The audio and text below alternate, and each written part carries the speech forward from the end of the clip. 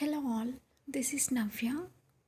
ఈరోజు అయితే గులాబ్ జామ్ ట్రై చేస్తున్నాను. టేస్టీగా సాఫ్ట్గా ఎలా ప్రిపేర్ చేయాలో ఈ వీడియోలో చూద్దాం.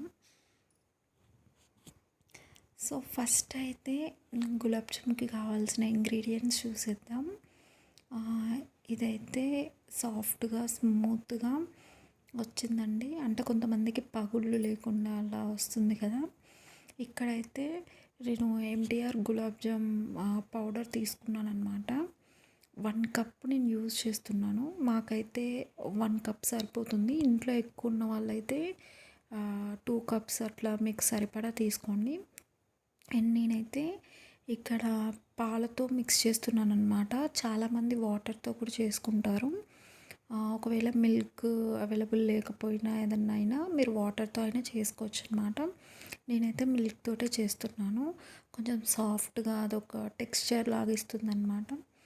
సో అలా కలిపి పెట్టుకున్నాను. ఒక 15 మినిట్స్ తర్వాత ఒక ప్లేట్తో కవర్ చేశాను అనమాట అది. సో అట్లాగా అది గుల్లలుగా లోపల అట్లా వస్తుందన్నమాట.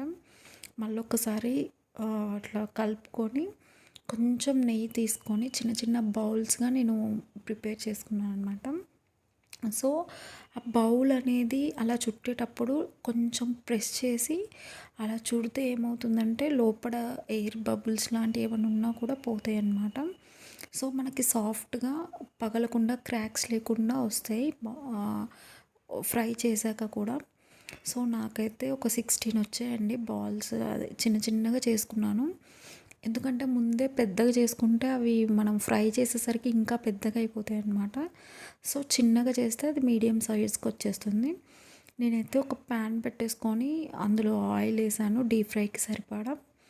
ఆ ఆయిల్లో ఏవైతే బాల్స్ ఉన్నాయో నేను ముందైతే ఫస్ట్ మనం ఆయిల్ కాగబెట్టుకోవాలండి.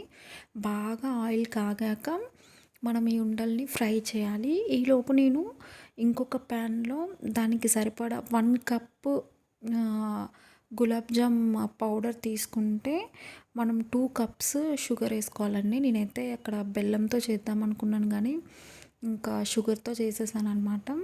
1 కప్కి 2 కప్స్ షుగర్ వేసుకోవాలి.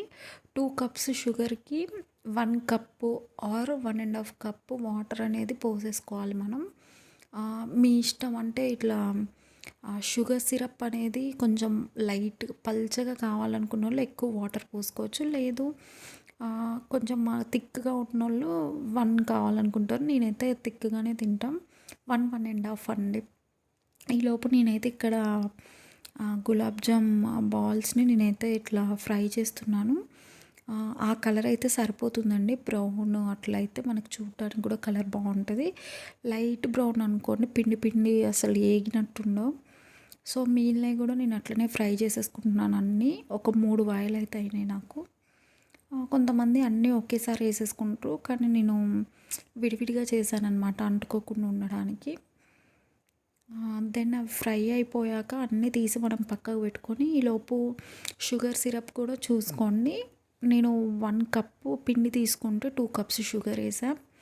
1.5 కప్పు వాటర్ పోసాను అనమాట. మనకు అది పర్ఫెక్ట్గా సరిపోతుంది. అక్కడ షుగర్ సిరప్ అనేది బాయిల్ అవుతుంది. అది బాయిల్ అయినప్పుడే మనం ఇక్కడ ఆ ఉండలు కూడా ఉన్నాయి కదండి, అవి ఇప్పుడే వేయకూడదు, లాస్ట్కి వేయాలి. ఇప్పుడే వేసేస్తే ఏమవుతుందంటే ఆ వేడికి ఇదవుతుందన్నమాట. సో ఇదండి. తర్వాత నేనైతే ఇప్పుడు మనం ఆ షుగర్ సిరప్ అనేది మసులుతున్నప్పుడే ఒక చిటికెడు యాలకుల పౌడర్ వేసేసుకుంటే ఫ్లేవర్ అనేది మంచిగా ఉంటుంది అరోమా. సో ఆ ఫ్లేవర్ వేసుకున్న తర్వాత మనం కవర్ చేసేసుకొని ఒక 5 మినిట్స్ అట్లా బాయిల్ చేసుకోవాలి. షుగర్ కరిగిపోయేంత వరకు ఉంటే సరిపోతుంది. అది కరిగాక మనం అంతే కలుపుతూనే ఉండాలన్నమాట. ఇదైతే చాలా బాగుంటుందండి. కరెక్ట్గా నేను మెజర్మెంట్స్ అయితే చెప్పాను. కొంచెం వాటర్ ఎక్కువ కావాలి, సిరప్ ఎక్కువ తింటాం అనుకున్న వాళ్ళైతే కొంచెం 2 కప్స్ షుగర్కి 2 కప్స్ వాటర్ పోసుకున్నా సరిపోతుంది. నేనైతే ఇక్కడైతే స్టవ్ ఆఫ్ చేశానండి. ఆఫ్ చేసిన ఒక 10 మినిట్స్ వెయిట్ చేశాను. వెయిట్ చేసిన తర్వాత గోరువెచ్చగా సిరప్ ఉన్నప్పుడు ఈ ఉండలు అనేవి అందులో వేసేస్తే ఆ లిక్విడ్ సిరప్ అనేది వీటికి బాగా పడుతుంది.